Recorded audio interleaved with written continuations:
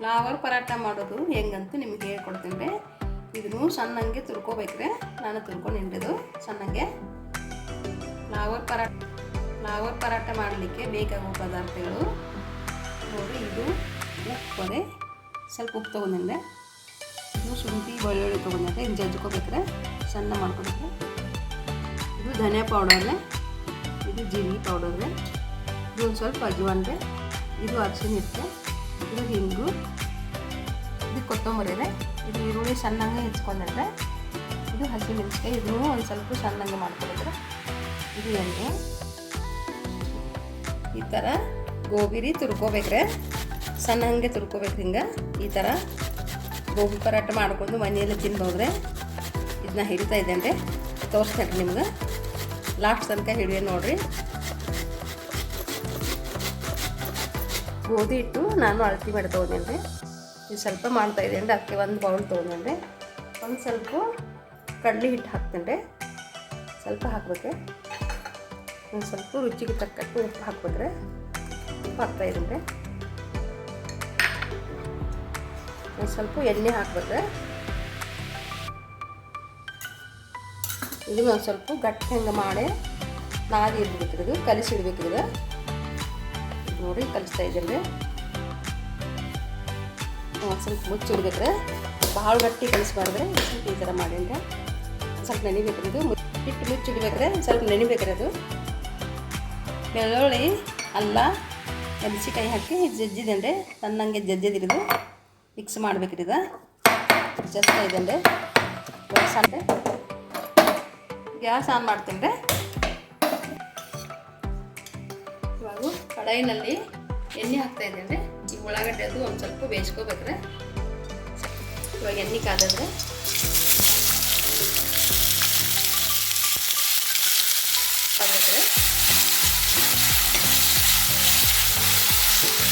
ಈ ಥರ ಫ್ರೈ ಆಗ್ತಾ ಇದ್ರೆ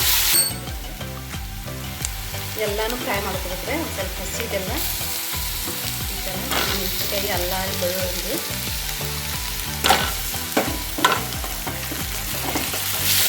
ಫ್ಲವರ್ ಹಾಕ್ತಾ ಇದ್ದರೆ ಇದನ್ನು ಒಂದು ಸ್ವಲ್ಪ ಬಿಸಿ ಮಾಡ್ಕೋಬೇಕ್ರೆ. ಸ್ವಲ್ಪ ಉರಿಬೇಕು. ಇದು ಹಸಿ ಇರಬಾರ್ದ್ರೆ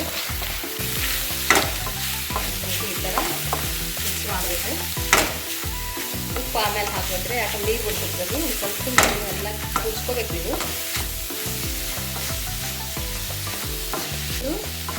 ಅಜ್ವಾನ್ ಹಾಕ್ತಾ ಇದ್ದರೆ ಇದರಲ್ಲಿ ಹಾಕ್ಬೇಕ್ರೆ. ಇದು ಅರಶಿನ ಇಟ್ಟರೆ ಇದು ಹಿಂಗಿನ ಪೌಡ್ರ್ ಒಂದು ಸ್ವಲ್ಪ ಒಳಗಡೆ ಹಾಕ್ಬೇಕಲ್ಲ. ಇದು ಧನಿಯಾ ಜೀರಿಗೆ ಪೌಡ್ರ್ ಎಲ್ಲ ಕೂಡ ಒಂದು ಸ್ವಲ್ಪ ಮಿಕ್ಸ್ ಮಾಡಿ ಬೇಯಿಸ್ಕೊಬೇಕು. ಇದು ಕೊತ್ತಂಬರಿ ಹಾಕ್ಕೊಂಡಿದ್ರಾಗ ಥರ ಇದು ಮಿಕ್ಸ್ ಮಾಡಬೇಕು. ಇದು ಮಸಾಲೆ ಎಲ್ಲ ತಯಾರಾಗಿದ್ರೆ ಗೋಬಿ ಪರಾಟ ಮಾಡಲಿಕ್ಕೆ ಇದೊಂದು ಸ್ವಲ್ಪ ತಣ್ಣಗೆ ಆಗಬೇಕ್ರೆ. ಬಿಸಿ ಬಿಸಿ ಮಾಡಲ್ಲ, ಸ್ವಲ್ಪ ಆರ್ಬೇಕು. ಇದು ಸ್ವಲ್ಪ ಆರ್ಲಿಕ್ಕೆ ಗ್ಯಾಸ್ ಬಂದ್ ಮಾಡೈತೆ. ಈಗ ಸ್ವಲ್ಪ ಪರಾಟ ಮಾಡೋಂದ್ರೆ ಇದು ತಣ್ಣಗಾಗಿದ್ರೆ ನೋಡ್ರಿ ಮಾಡ್ಕೊಂಡ್ರಿ. ಮಾಡಿದ್ರೆ ಸ್ವಲ್ಪ ಮಾಡಬೇಕ್ರೆ. ಸ್ವಲ್ಪ ಉಳ್ಳಿ ಮಾಡ್ಬೇಕ್ರೆ.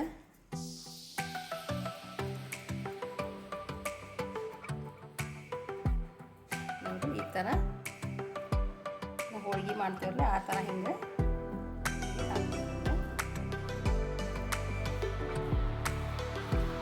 ಎಷ್ಟು ಹಿಡಿತೈತೆ ಅಷ್ಟು ಹಾಕ್ಬಿಟ್ರೆ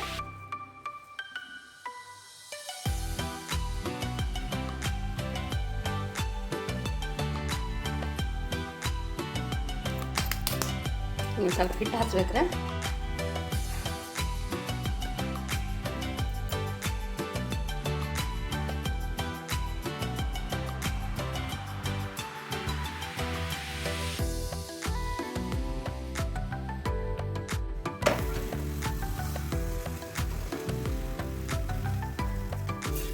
ಬೇಯಿಸೈತೆ.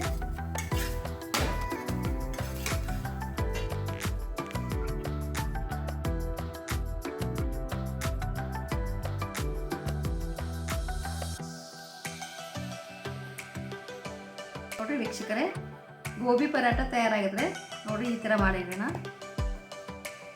ಗೋಬಿ ಪರಾಟ ನೋಡಿ ತಯಾರಾಗಿದ್ರೆ ಚೆನ್ನಾಗಿ ಮಾಡೇನಿ. ಇದು ಗೋಬಿ ಪರಾಟ. ಇದು ಮೊಸರು ಜೋಡಿನೂ ತಿನ್ಬೋದ್ರೆ ಮೊಸರು ಜೋಡಿನೂ ತಿನ್ಬೋದು ರೀ. ಹಾಗೆ ಬೆಣ್ಣೆನೂ ಮಾಡೀನಿ, ಬೆಣ್ಣೆ ಜೋಡಿನೂ ತಿನ್ಬೋದು ರೀ. ನಾನು ಮಾಡಿದ್ದು ಗೋಬಿ ಪರಾಟ ನಿಮಗೆ ಇಷ್ಟ ಆದರೆ ಲೈಕ್ ಮಾಡಿ, ಕಮೆಂಟ್ ಮಾಡಿ, ಶೇರ್ ಮಾಡಿ. ನಮಸ್ಕಾರ.